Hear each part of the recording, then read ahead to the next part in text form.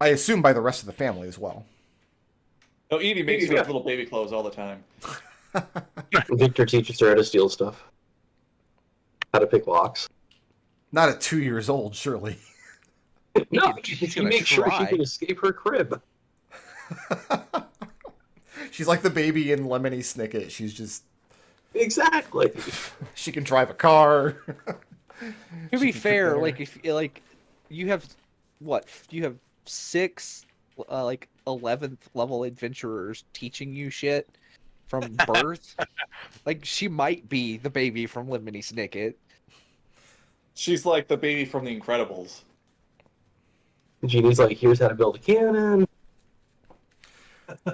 What is the church's stance, Ekon, on this kind of stuff? You've got one of your brother is taking in foundling children from the wilderness.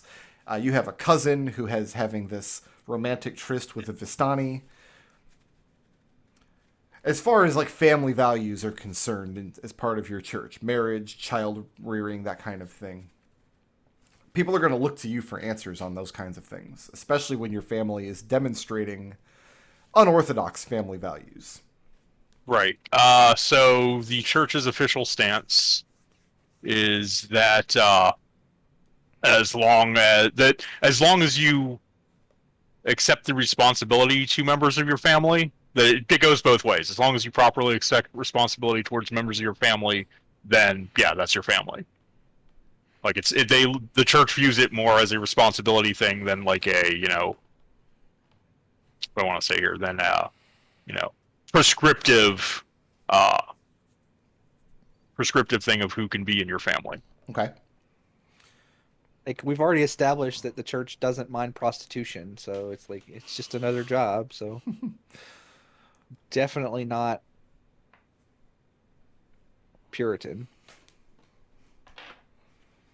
So yeah, Lena gives Edmont. Lena gives you every indication that she's just going to grow up and be a happy and healthy child here in Ravenloft. Good. And your name becomes somewhat known in various art circles. Once or twice. Does Edmont collect art as well? Does he show interest in... Occasionally. What sort of art does he collect?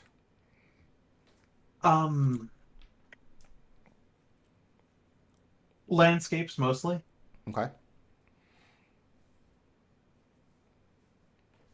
He's always been a landscape painter.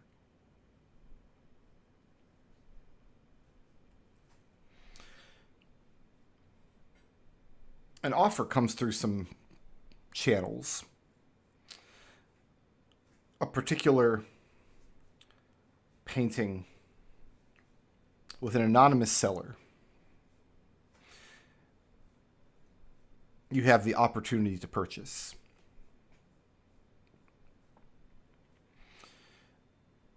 At first you think nothing of it. It's the sort of thing that you've been doing trade in for several months. You're supposed to meet one of the dealers on behalf of this anonymous seller in Alehurst, a few days travel away. Mm-hmm. Revealing the painting to you, you're expecting to see this typical landscape. And in some way and manner, you do. There is a landscape stretching across, but the subject of the piece is a city skyline in the foreground. And stretching out into the background across the landscape, impossibly detailed,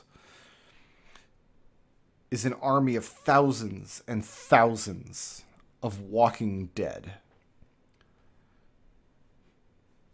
It is a landscape painting of the zombie apocalypse. This painting have a name? Sure.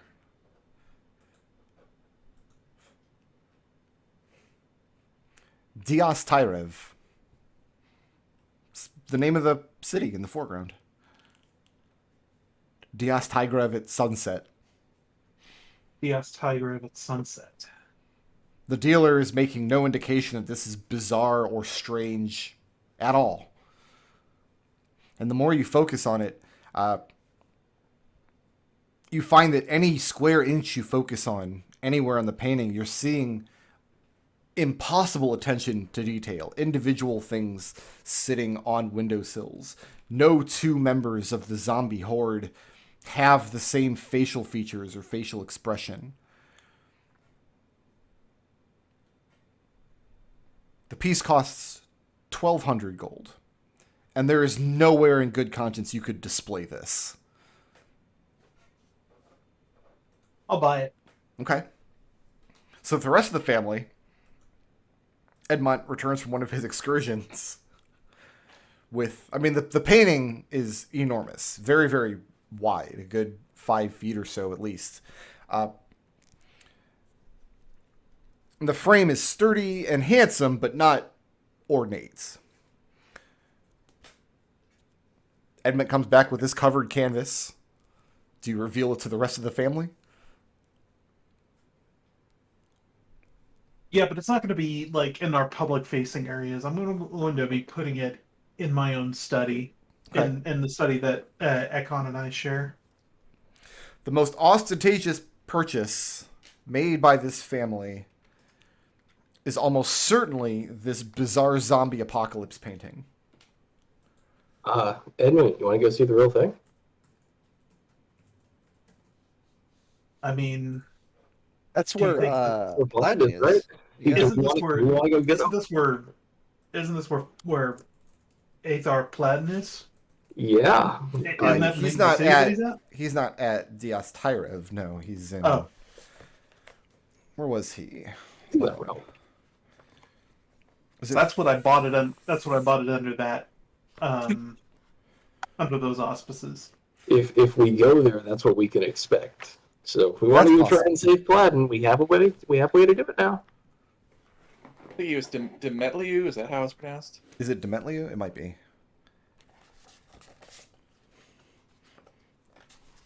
But he's in the zombie apocalypse world, right? Yes, there's one of the realms. Maybe it was Falkovnia.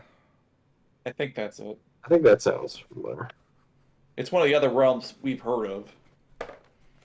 And Falkovnia, I think, is the only one we haven't been to of the ones we've heard of. Okay.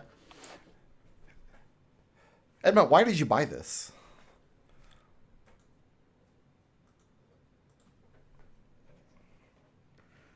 Curiosity, whim. It's incredibly detailed. I would probably use it as a study to enhance my own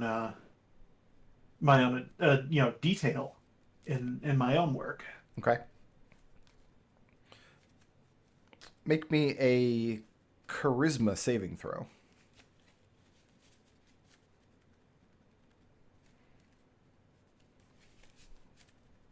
Because you said you're displaying this in your quarters or in your gallery or in your workshop. Where? Edmont and Ekon have a study that adjoins their rooms. Oh, so it's in a common space that you share with Ekon in the manor house. Yeah, Okay. and How'd that's that a save go? 21. 21? Mhm. Ekon, once or twice entering this space, you find Edmont just mesmerized, staring at just particular tiny sections of this painting, studying it. And you can observe him doing this for 15, 20, 30 minutes at a stretch.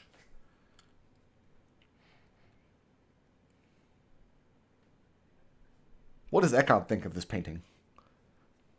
I mean, thinks it's interesting, but it's not really like he doesn't. I mean, he doesn't really have a problem with displaying it. Like, he thinks so. Like, to ask here is like, are the zombies winning?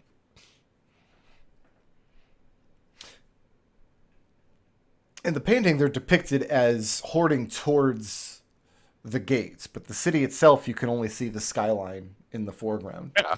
Okay, so yeah, I mean, Ekon's opinion is that it's it's his interpretation that this is showing that people are still standing against inconsiderable odds. So he thinks it's somewhat inspirational. The city is still there. Edmont, make an That's how insight he check. squares it with himself. That's how Ekon views the painting. Yeah. Obviously, it was paint. Okay. Yeah, Edmont. It was painted in reverence of the people still standing against such horror. Yeah, and I kind of like that. I like that interpretation as well. And that's an 18 on insight. 18. So is this a discussion you two as brothers have had before this painting? Yeah. Okay. Yeah, absolutely. Edmont, you would like to believe that's the interpretation. I mean, it does sound good, but the painting is called at sunset, not sunrise. Fair enough. You can't shake the feeling that very literally the sun is setting on the city depicted here. However, you don't lose yourself in it, other than to just appreciate it from an artistic standpoint. Mm-hmm. Does anybody else outside the family know that you have this thing? Probably not really, because no, Edmont doesn't really invite people up to the upper floors of the family house. Tenny hates your stupid painting. She cannot believe you bought it. Hordes of the undead are the most unnatural thing in the universe. Why would you support such a thing? Why do you think it's beautiful? She cannot wrap her head around it. She absolutely abhors this stupid painting. And after you hang it up in that space, Tenny never comes to visit that area of the house again. Victor just wants to know how you spent. Still come to visit Elena, though, right? Is Elena's nursery like in the same space? It's in the same hall, but you could easily not go through that door to get to Elena's room. Does Elena see the painting? Tenny dotes on and cares for Elena as any big sister would, but like, yeah, she definitely doesn't like the idea of Elena growing up under the shadow of this horrific zombie apocalypse painting. She throws this in your face a couple of times, especially when she's having a dispute with Evie about what her responsibilities are. It's like, well, Edmont gets to buy a stupid zombie apocalypse painting, even though zombies are the worst. I mean, Edmont, part of this is Tenny doesn't have any appreciation for, or at least not your appreciation of like art as a medium. I mean, that's not her focus. That's not her interest. I mean, that's perfectly fine with me. Is that kind of the stance that Edmont takes on the situation? Like, hey, I've got the things that are mine, you've got the things that are yours. We don't necessarily have to like them, etc. Yeah, I mean, I'm always interested to hear what you have to say about the things you're interested in. It's Okay. You can talk to me about anything. Oh, don't worry, she does, and it's usually about how she hates your painting. I mean, if that's the case, then if Tenny is less inclined to spend time with Edmont, she might be less tempted to seek him out when he's in werewolf state. Okay. And that's perfect. That suits Edmont as well. Give me 2 seconds here. Let me look up something in the reference.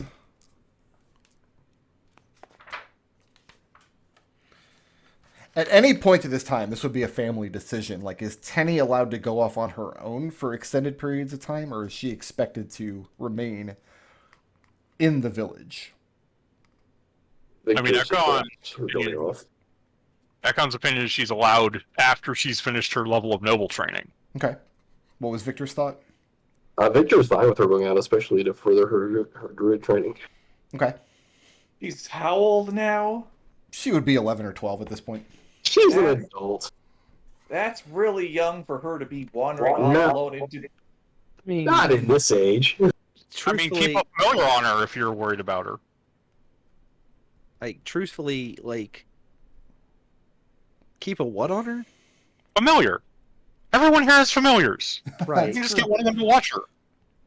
I mean, she's allowed to go into the woods and play. Like, Evie would probably not allow her to be gone for so long that she doesn't come home at night.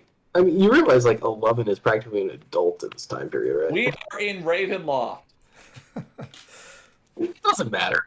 Edmont, Sure. give me either a nature or an animal handling check, please. I will absolutely take animal handling because I don't think I'm trained in nature. I am not. Animal handling it is. Okay. Because that's something that you and Tenny used to bond over, was taking care of animals and things. Yep. And that is a 23. Whether or not this distinction occurs to or is important to Edmont is your decision. But what you learned about Tenny, and you believe it derives directly from this, she's receiving tutelage from this druid in your village, and her over love of nature and things. There are monsters in the world, and you are one, and Tenny knows that. But a werewolf is a natural thing. It's an animal. It has biological processes. It's a part of the world. The things in your painting, the dead things, are unnatural, set apart in a way that Tenny is being trained to find utterly repulsive. I mean, that's good. That's good.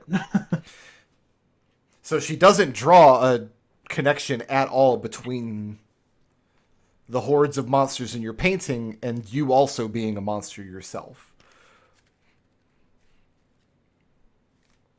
It reminds you in some way of the distinction between something being unseelie in your religious education growing up back home. Mm-hmm.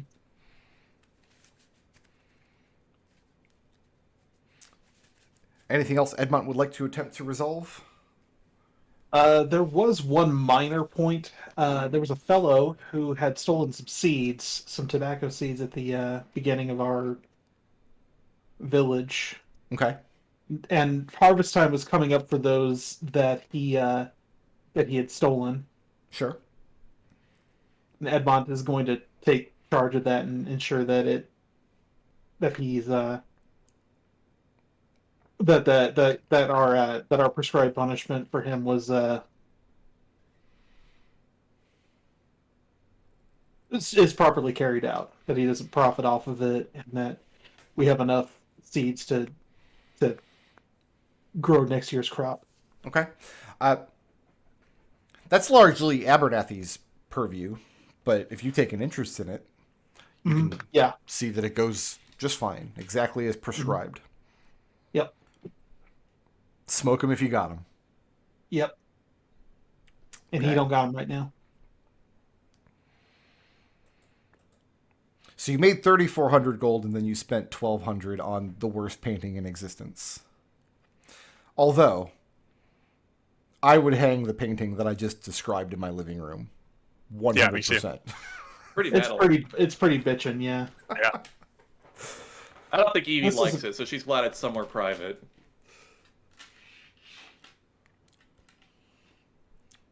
Okay. I'm going to step away for just 2 minutes. Who am I going to be speaking with when I come back? Who's taking the next turn on stage here? I can go, I guess. All right, we'll do Jeannie when I come back in just 2 minutes. I am also going to take this moment to go use the bathroom, real quick. Do it.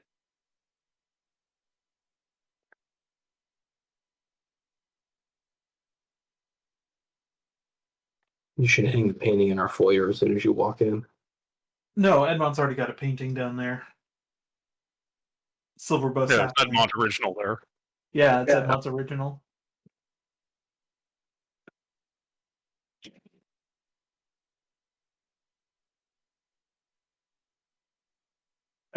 I do actually come up with a couple of names for these paintings, even if I don't draw them myself or anything, because I'm terrible at art. Take some drawing classes. Go on YouTube. YouTube has a whole crap load of stuff in order to draw. It's actually kind of crazy. Yeah, you're right. There's a there's a learn art subreddit too that's pretty decent. If you actually want to learn how to draw.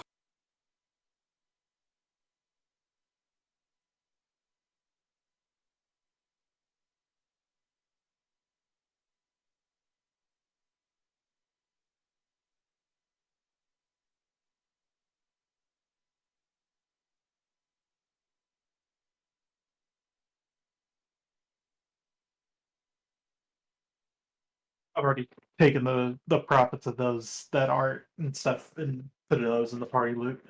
Yeah, I'm gonna need like 800 gold for training. Oh, that's quaint.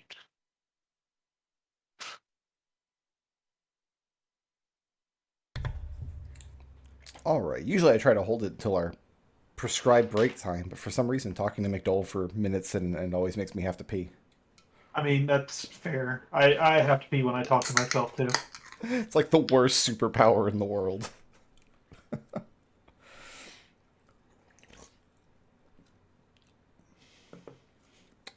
Also took the opportunity to grab a fizzy drink.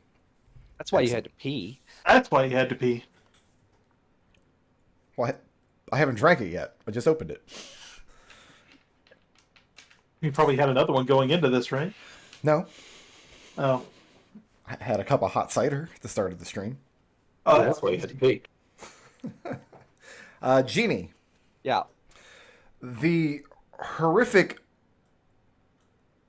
obsession with the vision of your own corpse fades, but it's not an easy process. For the first month or two, you find that you can't get to sleep usually without magical assistance. You either just have a string of sleepless nights.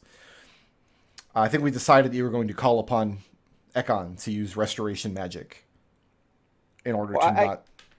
I can also cast Lesser Restoration, but whatever. Yeah. I think Genie would probably go through Ekon, mostly because as Your a shoulder insurance covers it. I'm sorry? Your insurance covers. The Aetherian plan definitely covers one restoration a week. But a dose of Our insulin helmet is is good. 640 gold pieces. Yeah. Until one day, Definitely hit my deductible. you're halfway through your day as lunch is being served before you realize you hadn't thought about it.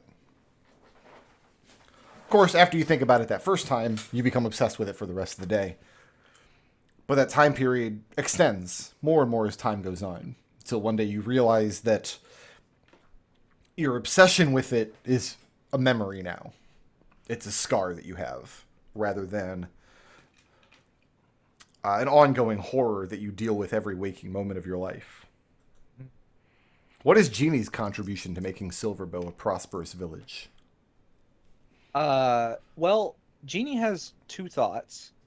And so initially Genie wanted to, was thinking about just spending a lot of time outside the village, traveling and things like that, because at the time she wanted to be alone, but then the whole have to have lesser restoration to sleep thing, and then the relatively I would say positive ending of with the crossbow. Okay. And kind of the decision to live her life a little better. I would actually say that she would probably stay around the village. She would spend some time making sure that everybody, Evie knows that she doesn't blame Evie. She doesn't consider that Evie's fault. It was a bad choice that was kind of thrust upon her by a mad woman. It's like a classic Spider-Man sadistic choice. And then she would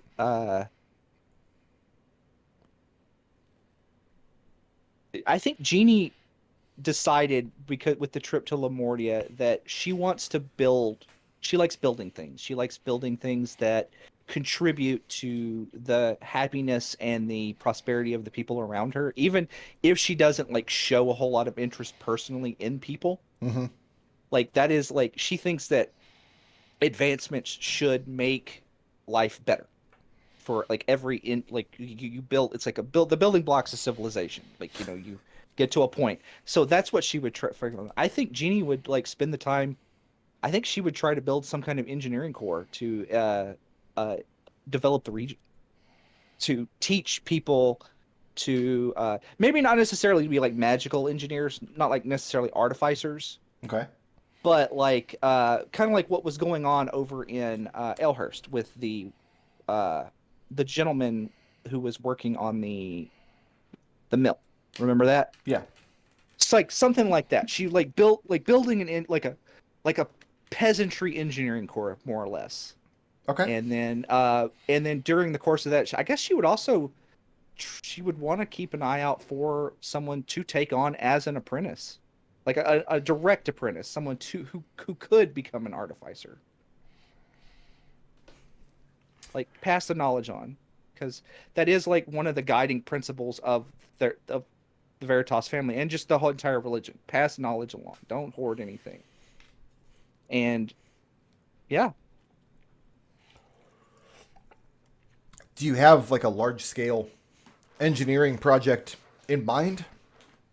A bridge, a mine, a dirigible?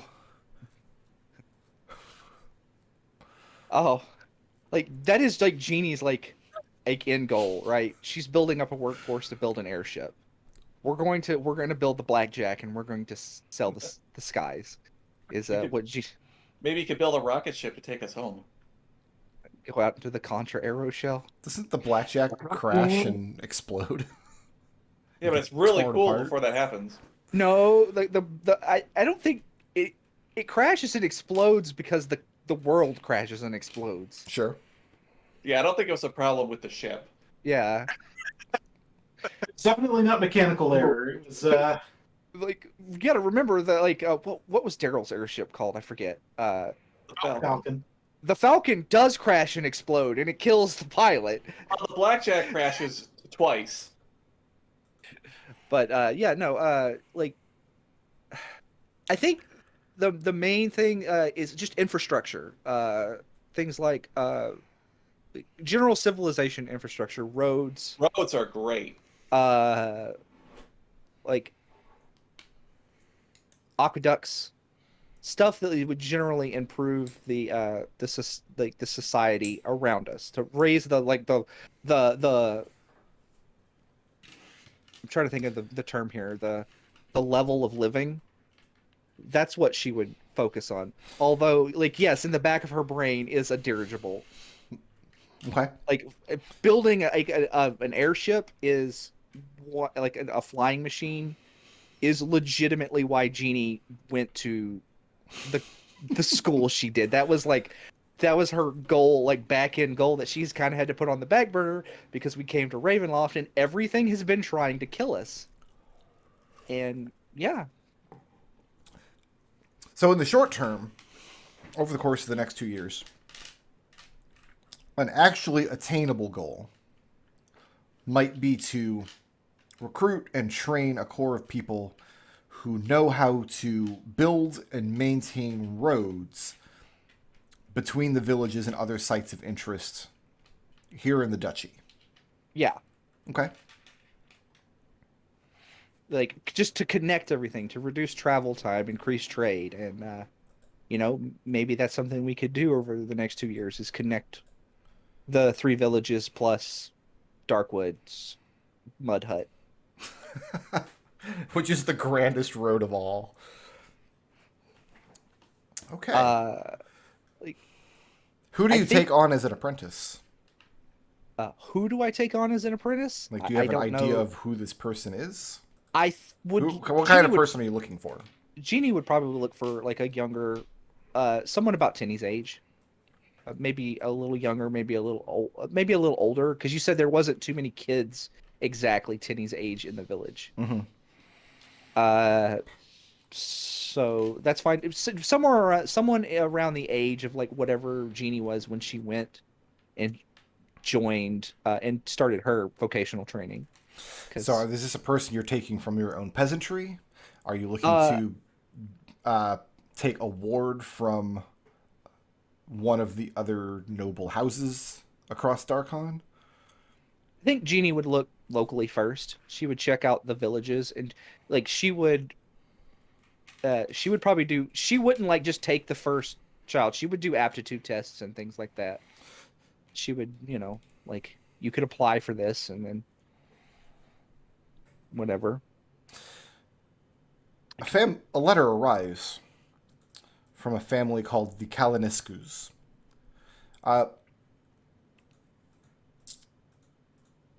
They have a 12-year-old son who they are looking to ward away from their village. And they know that Silverbow is becoming very prosperous. This is a town that, I mean, it's actually become a town at this point.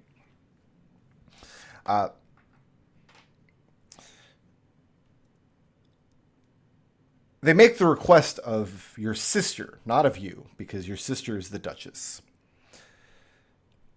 But I'm going to assume that Evie, I guess Saul can correct me if I'm wrong, but I'm going to assume that Jeannie has some input into the decision. Of course. Evie makes very few decisions completely by herself. If you draw from your own peasantry, there's no question in my mind that you'll be able to find a bright kid who's capable and eager to learn the trade as your apprentice. However, drawing from somebody in your own peasantry, that's the only gain you'll get, is the satisfaction of passing this knowledge along to someone else who will make use of it. The pros and cons of taking the Kalinescus up on their offer, the pros are to make an outward-facing alliance with another family elsewhere in Darkon. Mm-hmm. However, there's practically a 0% chance that the kid they send you is going to pass your aptitude tests. This is they're trying to foist off their Lugrin kind of situation. Right. If there is a 0% chance he passes, Jeannie will give him the test if he shows up. And if he fails, she'll pat him on the back and send him on his way. Well, that's the problem, is you're going to have to make this decision without knowing for sure what's going to happen about it. Like, if you tell this family, yes, I'll ward your son and he'll become my apprentice, and then he shows up and then you change your mind and send him home, that's very, very bad. You can still do it. I mean, Jeannie would basically word it to them that he's willing, I'm willing to, try him on, but if he doesn't pass the test, Jeannie doesn't care if it offends them in the sense, but she will be upfront and explain that if your son doesn't cut the mustard, then I will pack him up and send him home. Okay. Evie would prefer not to offend them. Yeah, I'll do that you're asking what Jeannie, because I'm assuming that there is I'm under the impression that there is a bit of that in the education that Jeannie got. There's a lot of nobles' sons and stuff that go there and do that, but there's probably also a lot of commoners that go and do that, and their main concern is industry and making money, and it's a guild of craftsmen. Mm-hmm. So they value I would assume they would value results over pedigree in that situation, and I think a lot of that probably is rubbed off on Jeannie, in the sense of, if you want to be my apprentice, you've got to be able to do XYZ. Okay.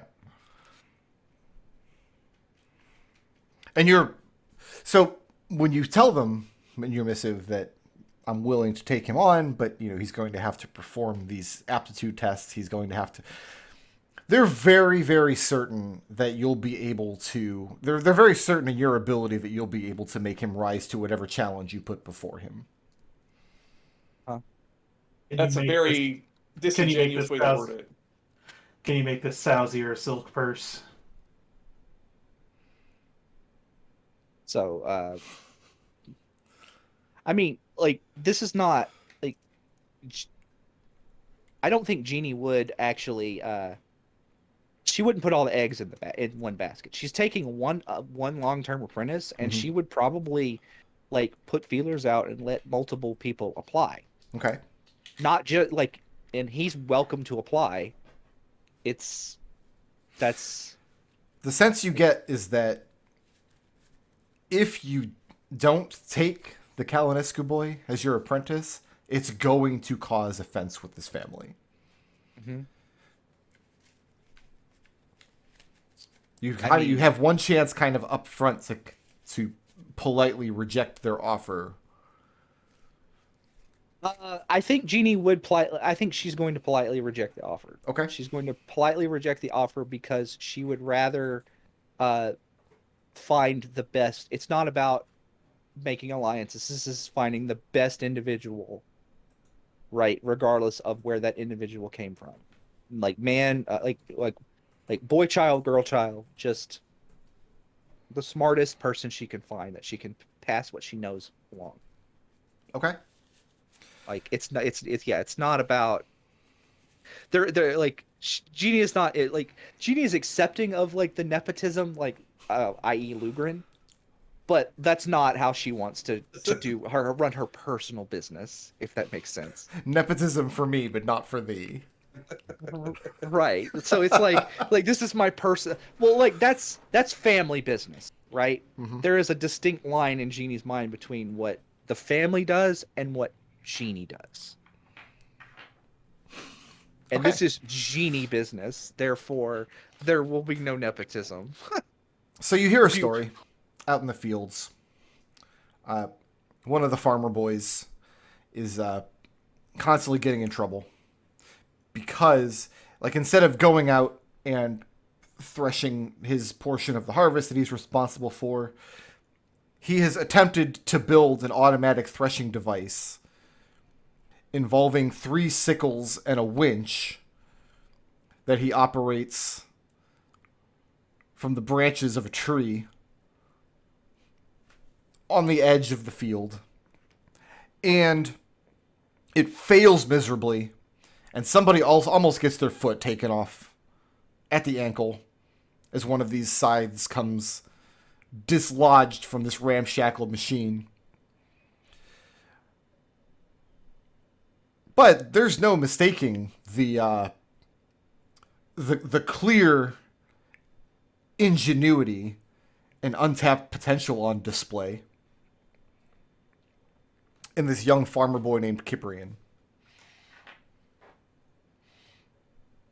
I don't know what Jeannie's first thing that she built was, but I'm sure it failed spectacularly. Probably, yeah. Probably started a fire. Maybe blew up the cellar. I don't know.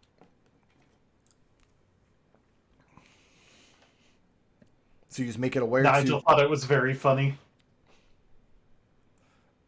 Do I make what? So you make it aware to Cyprian's family that there's a Yeah. place for him at your workshop as your apprentice? Yeah, if again, like, yeah, if he's the one that makes if he's the best candidate that I find, then yeah. Okay. Like, again, this is not like I realize we're abstracting a little bit, but like, yeah, this is something like Jeannie would be very careful about choosing.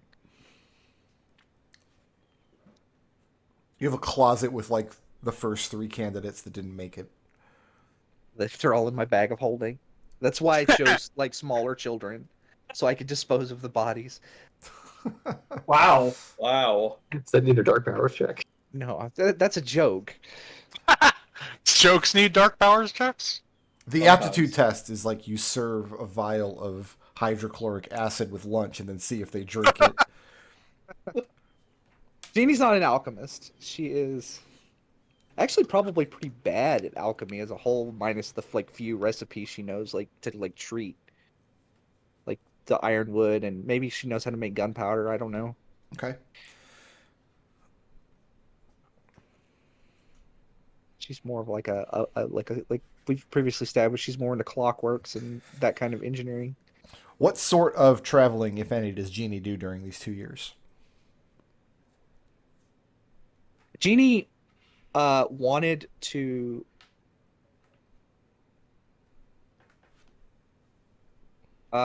look into information.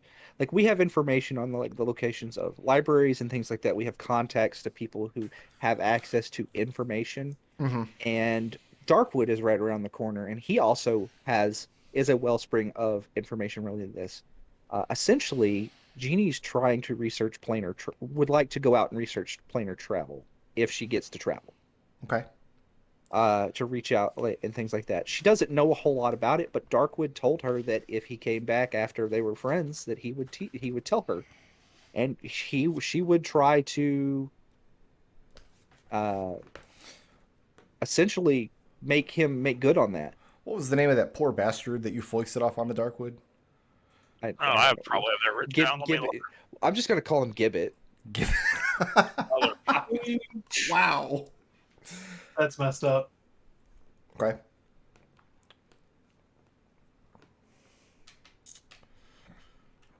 Yeah, I don't have it written down actually. Okay.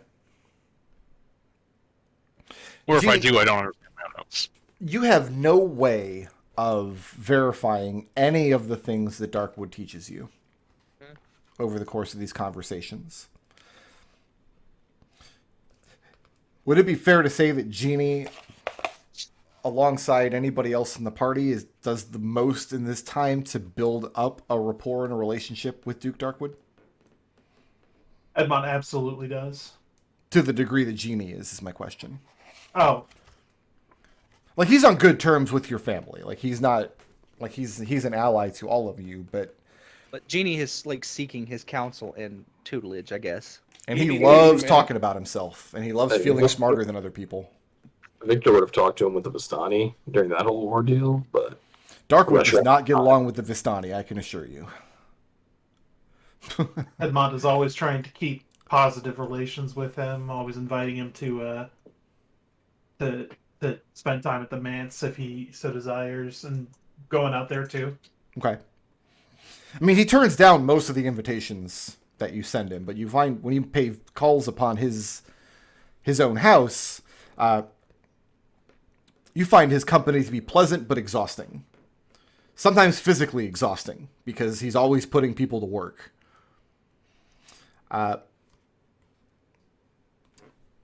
Jeannie, you have no way to verify anything that Darkwood tells you.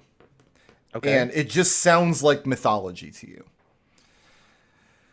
There's a lot of academic debate amongst the Etherine Church over how much of like the ancient known mythology like actually happened. Were there really elves and dwarves in the world that fought for centuries kind of thing?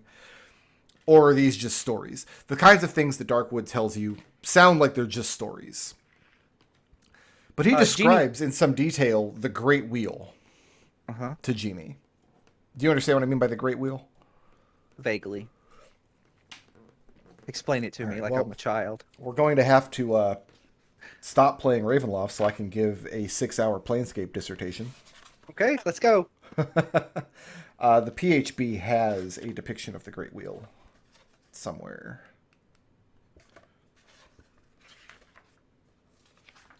I thought it did.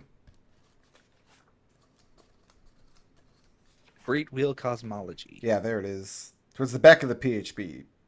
303, it looks like. Over the course of the conversations, Jeannie, you get basic working knowledge of the planes of the Great Wheel. Okay. Darkwood describes these as infinite worlds, and there's more than a dozen of them. Keeping them all straight in your head is basically an impossibility. But he's been to these places. He insists that they're real, that they exist, that there are doors that go there, and they sound fantastical to you. They sound impossible. He describes the one world, this pastoral paradise, rugged terrain where you can look up on the other side of the sky and see an identical pastoral paradise upside down and above you, miles above your head. A mountain so large that the more you climb, the higher and further away it gets. He describes hellscapes where gravity pulls at a 45-degree inclination to the ground instead of straight down. So it always feels like you're trudging uphill, no matter which direction you go. So he basically describes the outer planes to you in turn. Mm-hmm. He insists that he's been to these places and that currently he has no desire to go back. Jeannie would like it. Jeannie takes him at face value because we have proof that there are other planes, other worlds and stuff like that. I mean, we literally were transported, like, and my understanding is we were also previously aware of the Feywild. So like that's not. Again, like Jeannie just takes him in, like the crux of the information, and Jeannie will be upfront. Like she's looking for a way out. Okay. Like she like preferably the a way home. But like, you know, if we could go somewhere and then like pop out and then pop back into our home plane, that would be great. But yeah, she's just trying to learn as much as she can. And he tells you nothing could be easier. You just have to know where the door is and what the key is. Okay. So as soon as you have a door and a key. Okay. Like that's more information than Jeannie had. Like she knew that there was a door, but she didn't know there was a key. And like getting this kind of information, I think, is good. Very notably, actually, give me a history check. That would be my intelligence modifier, and I'll use my flash of genius. So that's a 22. Darkwood describes all these fantastical places, but he has no knowledge of which, if any, of these fantastical places you're on now. None of the places he describes sounds like Darkon to you. If Darkwood is telling the truth, and these other places do exist and they can be traveled to and they're actually out there somewhere, the place you are now is somewhere unknown even to someone of his vast and considerable font of knowledge. Yeah. Well, I think Jeannie had the inkling of that before. Like this is more of a background information because she has no. This is planar travel 101 essentially is what she was looking for, and I guess that's what she got. Mm-hmm. And then like to maybe 102, but to like get up to like 104 or 105, she's gonna have to go seek a tenured professor. Jeannie. Yeah. Artificers have known spells, right? Like you have to choose. Okay. Yes. No. No. I have the way it works is I have a cleric spell list, and then I prepare spells. Oh, okay. Yeah. So. Amongst the spells that you were able to prepare, I need to choose a level for. I think I made this decision once years and years ago, but I don't have any of that material to hand. Detect magic is level 1. Yes. Yes. If it exists, which it doesn't in this campaign. True. At your discretion, Darkwood teaches you a spell called Detect Gate. It is level 2 magic. Okay. The backstory here is that people who were born out on the plains or in Sigil can do this innately. They can sense where a gate is near them. However, people born on prime material worlds, like you guys and Darkwood, cannot do this innately. And so a magic spell was developed to mimic its ability. It's a level 2 spell. Okay. It essentially functions like Detect Magic, except with nearby planar gates.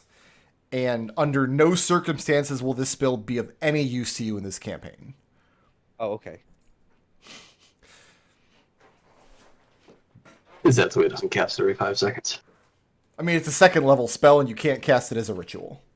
So it requires resources, even if only a spell slot to cast it. But yes, Darkwood has not found any gates in the area that lead to other worlds, nor is he inclined to go through one at this specific time. Well, we were we have been previously told there is a gate. Mm-hmm. That is information. Assuming we can trust the source, which was Ekon's yes or no God question. Like, hello God, this is Ekon. But it did tell us that there is a gate to not only Sigil but to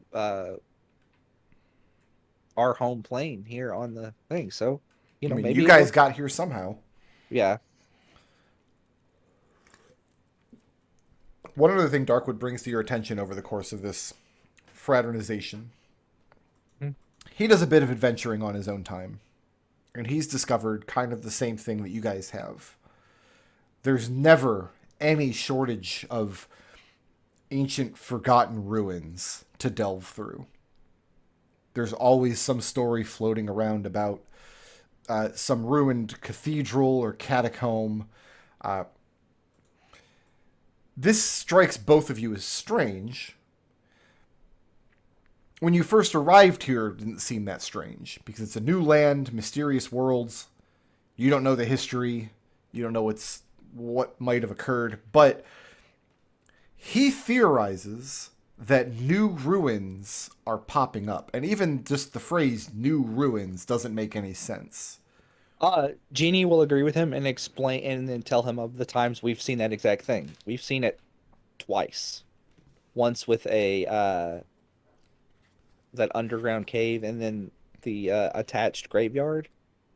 And then I forget the other time. Maybe that's just one time maybe that's the only time. But we have seen that exact thing. And Jeannie tells him that she thinks that this realm is a hamster wheel. I have stat block for space hamsters now. Don't tempt me. Giant space hamsters? Miniature giant space hamsters. Jeannie, make an investigation check. Uh-huh. You can make this at advantage because you're kind of matching wits with Darkwood. And he's an extremely smart man. He'll tell you. I believe it. That is a... Oh, God. What is my...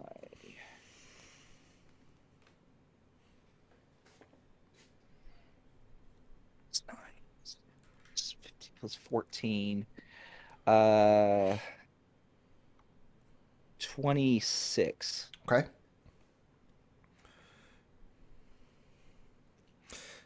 Gina, you've traveled to several different realms within the mists. And you now know this secret of Aslan's, that he's unable to learn new magic. And you've recently lived through a traumatic experience which aligns with what you yourself said is the worst possible thing that could ever happen to you. Right. If you were trying to think of the best way to torment an ancient magical sorcerer for eternity, a place where constant magical secrets are surfacing in old ruins to be unearthed, old histories suddenly coming to the forefront, that would definitely be on your short lists. Mm-hmm. You and Darkwood come to believe that there is a strong connection to Aslan's role in Darkon and why Darkon keeps popping up with new ruins, suddenly unexplored on the map, but clearly also having been there for all time. Mm-hmm.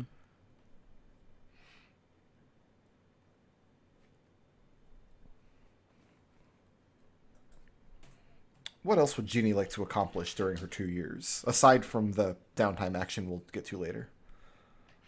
Jeannie would like to... this would be probably like right after the... she comes out of her funk, I guess. Okay. Like after the effects of the...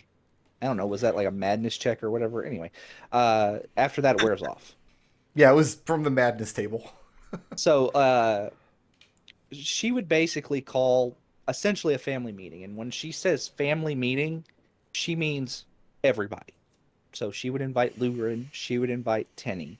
She would insist Tenny, Lugrin, and even Abernathy and Ambersons. the Ambersons come. Obviously, Dominique can't come. Would you make Tenny take a bath before she comes? Jeannie wouldn't. Okay. Evie would. Tenny does not get away with not taking baths. She has to. Not in Evie's house. She gets away with it as often as she possibly can. Mm.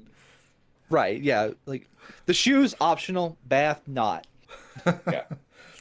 But, like, and she would tell them. She would explain. So, like, my understanding is that Trieste, at least, is aware that Jeannie didn't have blood. She was there when we found out.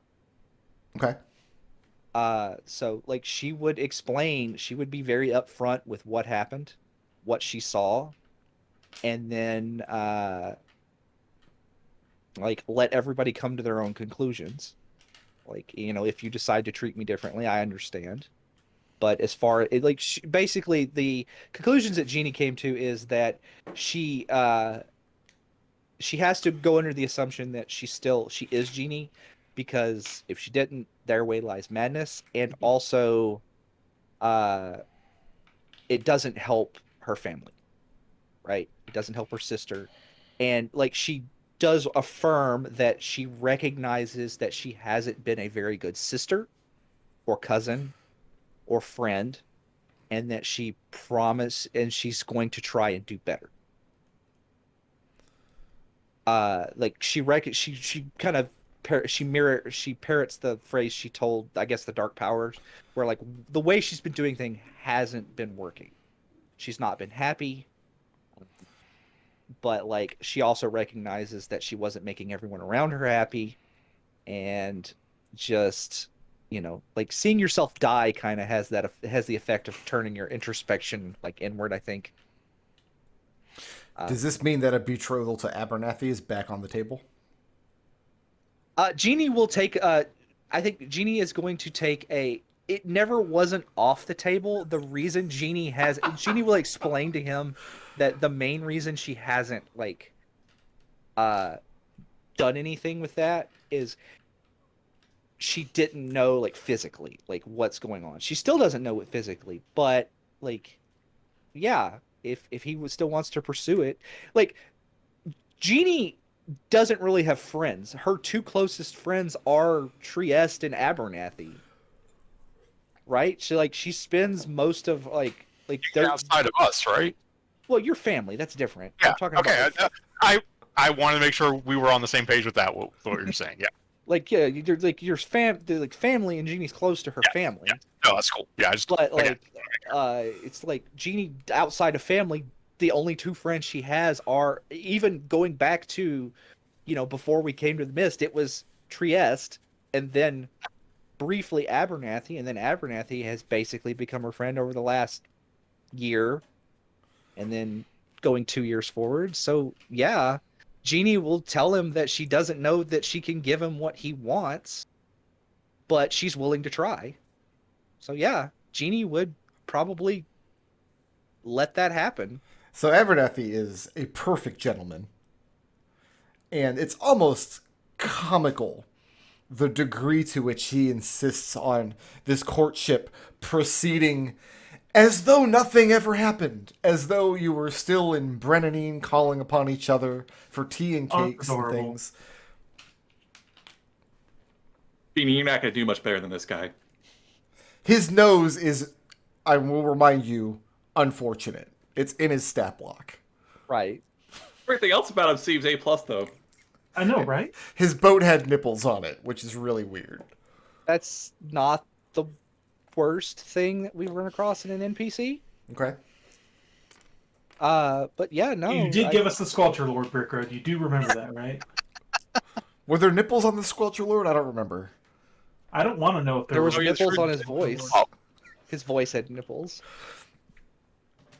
So yeah, like Jeannie would strike up the thing, and I think probably by the end of the 2 years, they might be talking about actually getting married. Okay. And Jeannie's alignment is also probably going to change by the end of the 2 years. Like one of the things that like over the next 2 years Jeannie has done is she's making more of an effort to be present. And she's making more of an effort to interact with her family, not just Evie.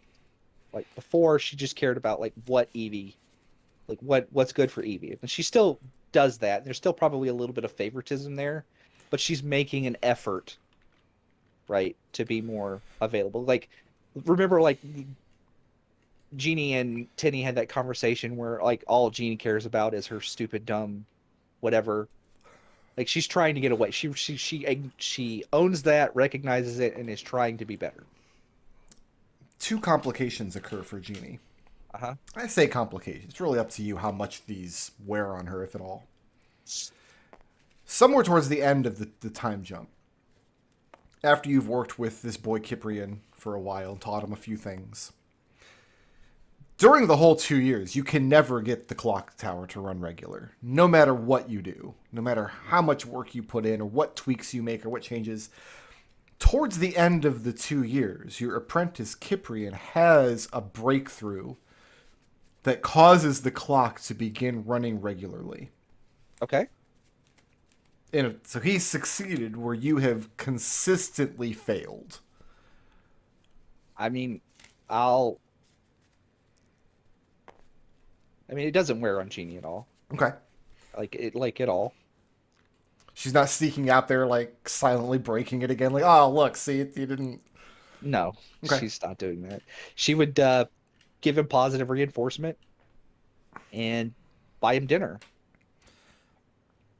Like, You allow him to eat for the first time in 2 years? Yeah, the first time in 2 years. The other complication... Locked in the closet. A minor bit of news. You get travelers arriving in Silverbow, especially as like the roads improve, as word gets out that there's a eccentric art dealer in the town.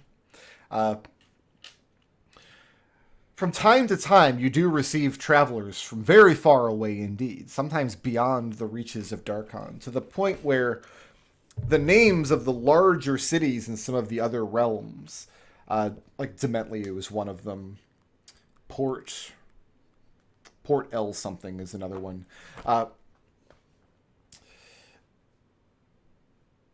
They're still very far away places, and visitors from these places are few and far between, and their goods are very exotic indeed. But news does reach Jeannie's ears that visitors from Ludendorff had come through. And apparently news in Ludendorff is that Victor Mordenheim is alive and well, and is still the golden child of the university. Talk of the town. I think that